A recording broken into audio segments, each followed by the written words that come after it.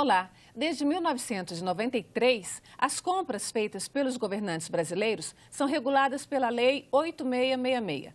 Mas reclamações contra o excesso de burocracia e a falta de qualidade nas compras fizeram com que a lei fosse modificada várias vezes. Em 2013, começou a tramitar no Congresso um novo projeto de lei que modifica essas regras para compras públicas. A previsão é que este projeto seja aprovado ainda este ano. A nova lei de licitações é o tema do Agenda Econômica de hoje, que recebe o secretário de Operações Especiais e Infraestrutura do TCU, Rafael Jardim. Bem-vindo ao Agenda, Rafael. Agradeço a sua presença. Obrigado, Antônia. Em nome do Tribunal de Contas da União, sempre que a gente pode expor à sociedade o nosso trabalho e, em nome dela, atuar, inclusive, contribuindo para a nova legislação no Congresso Nacional, é sempre importante para nós, importante para elevar a nossa instituição e que a gente acredita seja importantíssima para o crescimento do nosso país. Então, antes da gente começar a nossa conversa propriamente dita, eu vou mostrar até para o nosso telespectador entender um pouquinho o que muda ou quais são alguns pontos importantes nesse novo projeto de lei. Vamos ver. A compra de material escolar ou a construção de uma barragem hidroelétrica pelos governos federal, estadual e municipal estão reguladas na Lei 8666.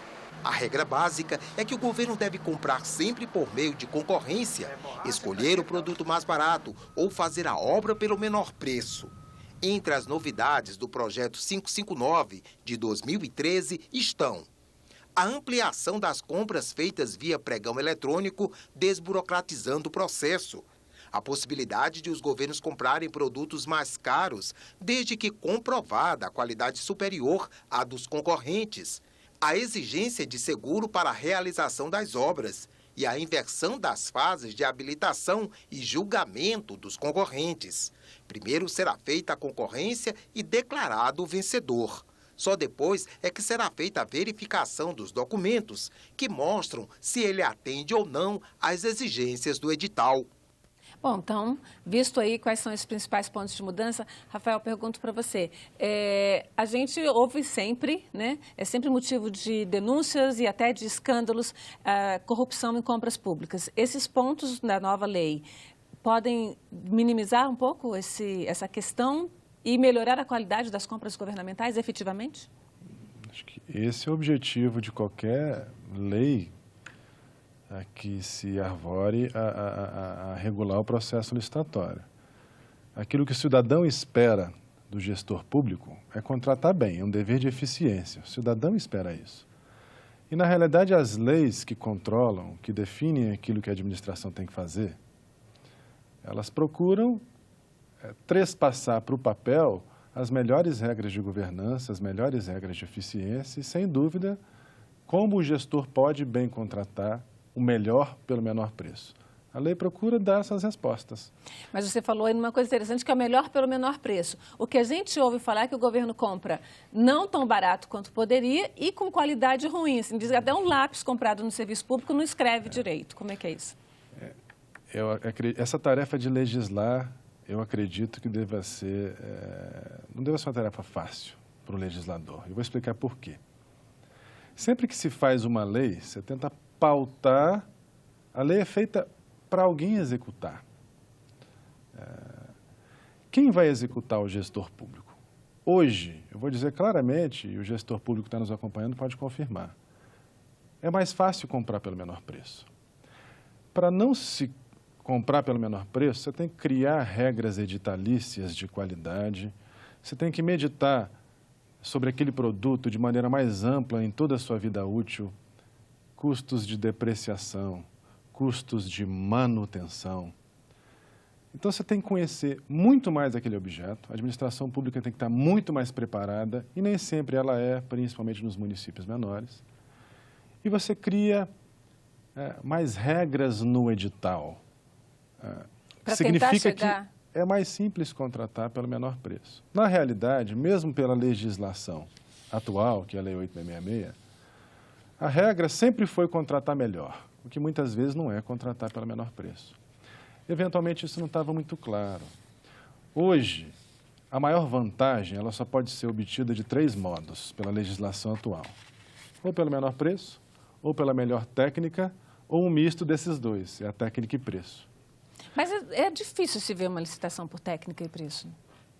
Ela é difícil, usualmente utilizada para projetos que envolvam a intelectualidade do agente.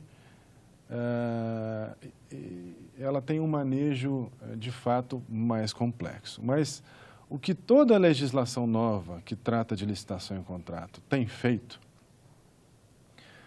a nova lei das estatais, a lei 13.303, fez isso.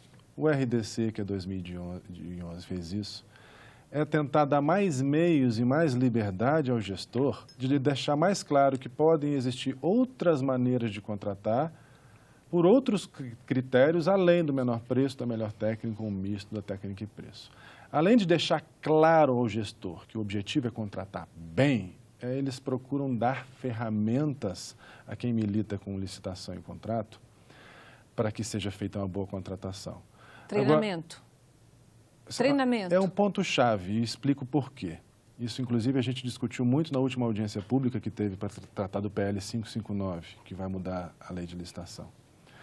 Quando se dá mais ferramenta, quando se dá mais liberdade, você precisa de mais especialização, mais treinamento. Por quê? Se costuma falar muito que a lei 866 é engessada, que ela engessa. Mas, no mundo inteiro, as organizações elas têm mais regras, quanto menos capacidade tem o operador da regra. Quanto mais liberdade se dá, mais você tem que contar com uma preparação técnica e ética. Então, o dilema de quem está legislando, e as leis do direito administrativo, elas são um compliance da administração pública, é dosar. A administração pública está preparada para lidar com tanta liberdade, seja nos termos técnicos, ou seja, nos termos éticos? Eu costumo falar que se o administrador público fosse um misto de Albert Einstein com Madre Teresa de Calcutá, ou seja, o máximo da inteligência e da técnica e o máximo da ética, não precisava de lei nenhuma. O cidadão ficava tranquilo que ele vai ter a melhor contratação possível. Só que o ser humano é falho. Ele não é nem o sumo da ética e tampouco da técnica. Então, é necessário... Mas não está nem no meio termo, porque a gente tem leis que são muito detalhadas e a gente tem compras mal feitas, isso é fato, né? Isso. A gente tem compras mal feitas, obras mal feitas. Ou seja, mesmo quem é o sumo da ética e o sumo da técnica não conseguem encontrar bem porque estão amarrados. Então, o dilema, e eu acho que é o ponto... É importante falar sobre isso agora, é conseguir esse equilíbrio.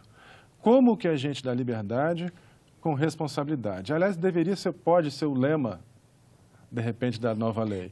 Liberdade com responsabilidade. Porque não se consegue ser inovador, não se consegue ser eficiente preso. Nós, do Tribunal de Contas da União,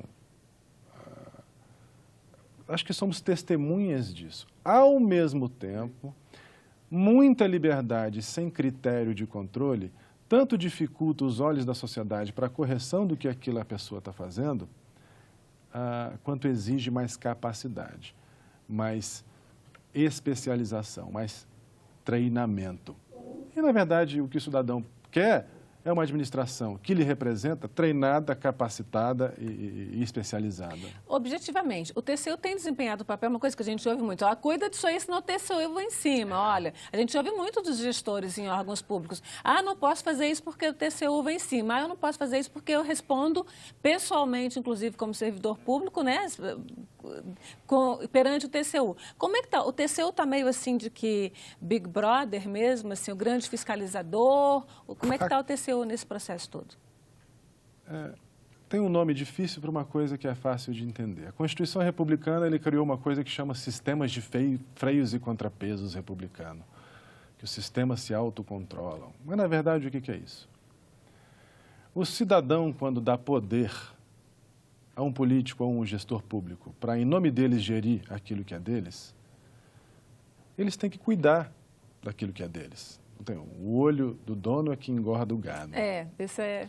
Só que os negócios da administração pública estão cada vez mais complexos. O mundo hoje é muito volátil.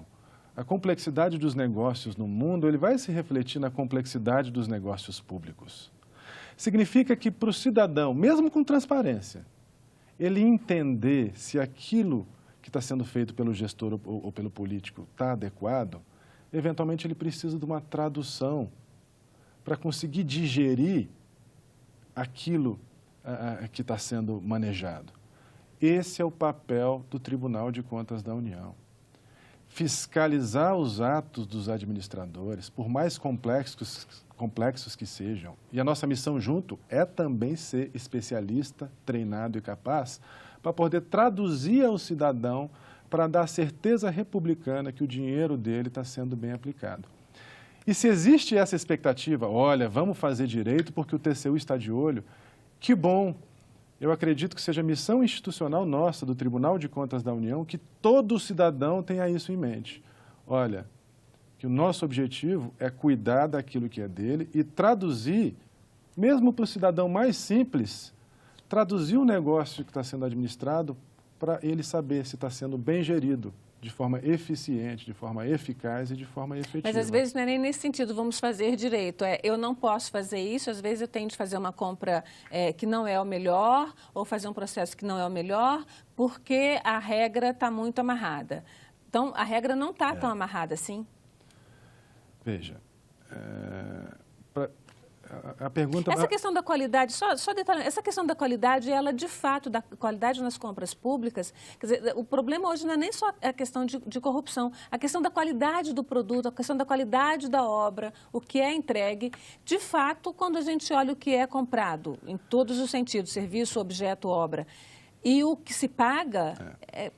É muito bonito esse discurso quando o cidadão vai dirigir do ponto A até a cidade B e vê que a estrada está ruim, ou seja, por que foi contratado o asfalto, como se diz, tão esbelto? Por que as coisas não funcionam? E onde está o tal do TCU que deveria olhar isso e não olha? A pergunta parece simples, ela é complexa. A gente está aqui para resolver essas complexidades. A lei de licitações e contratos é somente uma parcela dessa solução. E eu vou explicar por quê. De novo, isso é importantíssimo. A lei é feita para alguém aplicar. E a gente precisa exigir o cumprimento dela.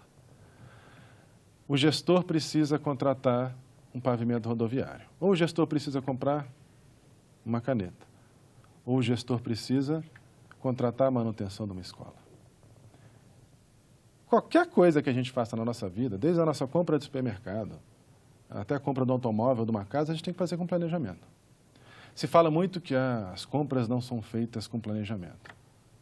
Agora, quando o orçamento está à disposição do gestor? Muitas vezes a lei orçamentária é votada em fevereiro.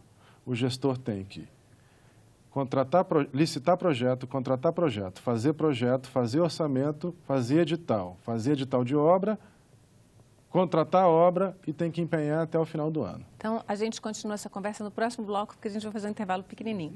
Voltamos já. Fique aí.